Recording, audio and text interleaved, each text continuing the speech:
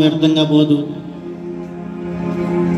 దేవుని దగ్గర గడిపిన సమయం వృధాగా పోదు, దేవుని కొరకు పడిన ప్రయాసం వ్యర్థం కాదు.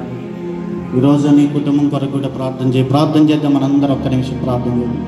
స్తోత్రం స్తోత్రం స్తోత్రం స్తోత్రం స్తోత్రం స్తోత్రం స్తోత్రం. హల్లెలూయా హల్లెలూయా హల్లెలూయా. ఒక్క మాట స్తోత్రం.